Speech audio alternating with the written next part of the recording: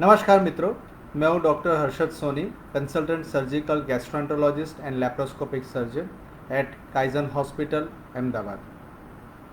आज का हमारा विषय है गॉल ब्लैडर स्टोन्स। पित्ताशय की थैली के अंदर जो पथरी का रोग होता है वो आज का हमारा विषय है। पित्ताशय की थैली क्या है, ये पित्त क्या होता है, स्टोन कैसे बनते हैं, ये स्टोन रखने चाहिए या निकाल देने चाहिए, उसका डायग्नोसिस कैसे करते हैं और उसकी ट्रीटमेंट क्या होती है, उसके बारे में आज हम चर्चा करेंगे। गॉल ब्लैडर का जो काम होता है वो पित्त संग्रह करना होता है। हमारे शरीर में पाचन तंत्र में हम जो खाना खाते हैं वो खाने को पचन करने के लिए पित्त का प्रवाह बहता है, और ये पित्त जो होता है वो लीवर में पैदा होता है। लीवर में पित्त पैदा होने के बाद में वो आंत के अंदर, छोटी आंत के अंदर वो बहता है, जो स्वादुपिंड के जूस के साथ में आंत के शुरुआती भाग डिओडेनम यानी कि पक्वाशय में वो बहता है। उस टाइम पे जब हमारा खाना उसके साथ मिक्स होता है वो आगे छोटी आंत में जाके वो बॉडी चूस लेती है, मतलब आंत में से वो चूस लिया जाता है और वो सब सप्लाई लीवर में होता है वापस। और ये जो प्रक्रिया करता है उसमें से हमारे शरीर में हम जो खाना खाते हैं वो शरीर के अंदर carbohydrate, protein, lipid, electrolyte, minerals उस फॉर्म में वो संग्रहित होते हैं, और ये सब जो काम है वो लीवर के अंदर से बहता हुआ ये पित्त करता है, स्वादुपिंड के अंदर से बहता हुआ पाचक रस करता है। गॉल ब्लैडर का काम जो होता है, जब हम भूखे होते हैं तब ये पित्त का प्रवाह जो है उसको संग्रह करना होता है, यानी कि पित्ताशय की थैली जो है वो पित्त का संग्रह करती है, पित्त पैदा नहीं करती है। पित्त जो पैदा होता है वो लीवर के अंदर पैदा होता है, और पित्त जो लीवर के अंदर 1 से 1.25 लीटर जितना पित्त का प्रवाह जो होता है उसमें से सिर्फ 50 से 60 ml जितना ही पित्त जो है वो पित्ताशय की थैली के अंदर संग्रह होता है। यह मैं आपको इसलिए बता रहा हूँ कि सभी पेशेंट का यह कॉमन क्वेश्चन रहता है कि पित्ताशय की थैली निकाल देने से क्या होगा। तो इसका आंसर यह है कि वो पित्त का संग्रह करता है, पित्त पैदा नहीं करता है। अब रही बात स्टोन कैसे बनते हैं। पित्ताशय की थैली जब ठीक से काम नहीं करती है, मतलब कि पित्त स्टेसिस, बाइल स्टेसिस होता है, तो उसमें से स्टोन्स बन सकते हैं।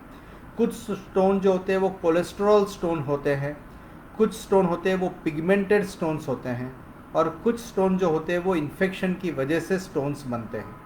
तो ये 3 तरीके हैं जिसके कारण पित्ताशय की थैली में स्टोन बनते हैं।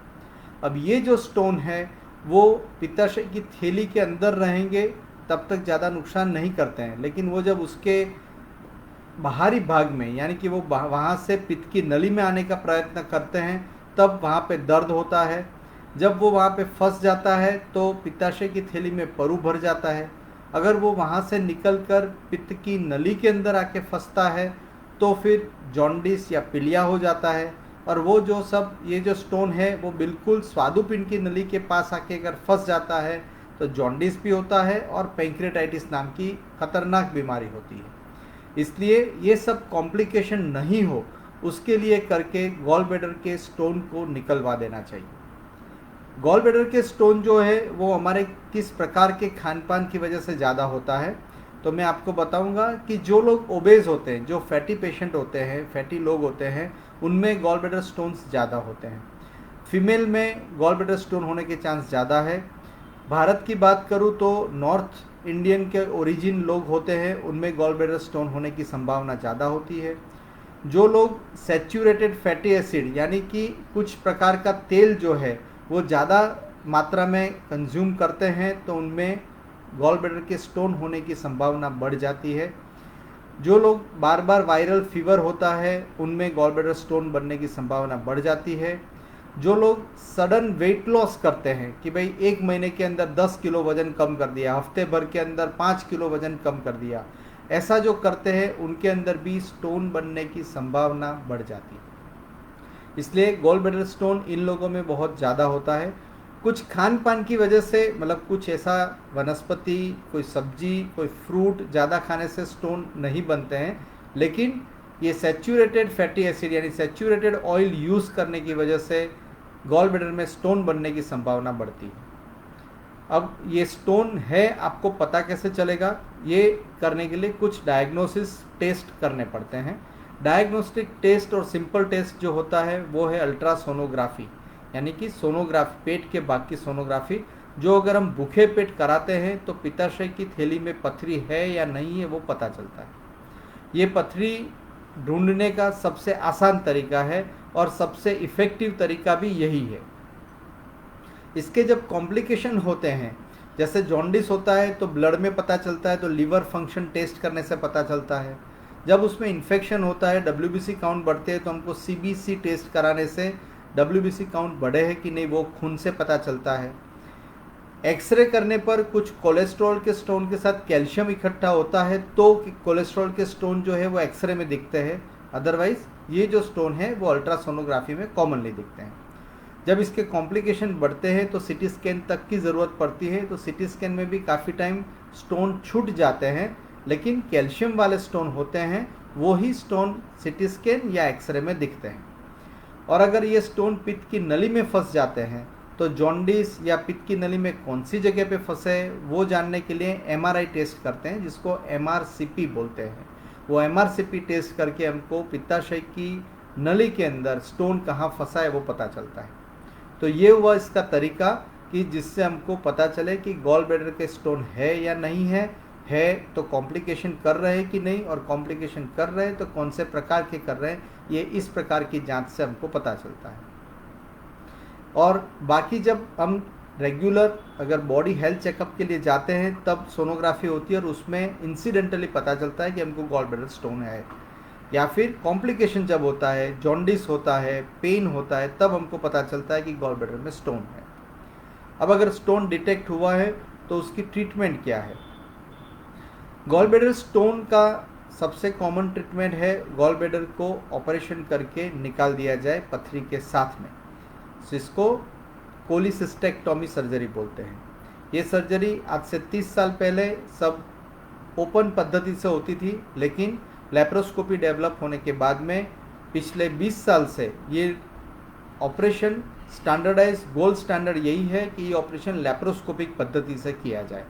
लेप्रोस्कोपी में 5 mm या 10 mm का ही इंसिजन रख के ये पूरा ऑपरेशन कर दिया जा सकता है और पेशेंट को रिकवरी भी बहुत जल्द आती है। लेप्रोस्कोपिक कोलेसिस्टेक्टोमी अब एक स्टैंडर्डाइज्ड प्रोसीजर है जिसमें पेशेंट का ऑपरेशन का समय भी बहुत कम लगता है और पेशेंट का हॉस्पिटल में रुकने की समय जो है वो भी बहुत कम रहता है। 24 घंटे के अंदर पेशेंट छुट्टी ले सकता है और 3 से 4 दिन में अपने रूटीन काम में भी लग सकता है। तो ये लेप्रोस्कोपिक कोलिसिस्टेक्टोमी, ये गॉल ब्लैडर स्टोन की सर्जरी करना वही सबसे बेस्ट तरीका रहता है। गॉल ब्लैडर स्टोन के कॉम्प्लिकेशंस बहुत गंभीर होते हैं क्योंकि पित्त की नली पूरे शरीर में एक ही होती है। किडनी 2 होती है, किडनी की नली 2 होती है जिसको यूरेटर बोलते हैं, लेकिन पित्त की नली पूरे शरीर में एक होती है। बार बार अगर इसको इंजरी होती है या फिर उसमें स्टोन फंस जाते हैं, फिर उसमें ERCP करके उसको निकाल दिया जाता है, ऐसा प्रोसीजर बार बार करने की वजह से वहाँ पे इंसल्ट होता है और फ्यूचर में दूसरी भी कहीं लीवर की बीमारियाँ हो सकती है। साथ में जैसे आपको पहले बताया, ऐसे गॉल ब्लैडर स्टोन के कारण एक्यूट पैंक्रियाटाइटिस नाम की बहुत घातक बीमारी होती है। अगर वो रोग को रोकना है और गॉल ब्लैडर में स्टोन है तो प्रिफरेबली गॉल ब्लैडर का स्टोन लेप्रोस्कोपिक पद्धति से निकलवा देना उसी में सबसे बड़ी समझदारी रहती है। तो मित्रों, ये है गॉल ब्लैडर स्टोन के होने की इटियोलॉजी, मतलब कैसे होता है, अगर होता है तो उसका निदान कैसे करते हैं, और निदान होता है तो उसकी ट्रीटमेंट कैसे करते हैं, उसकी पूरी जानकारी मैंने आपको दी।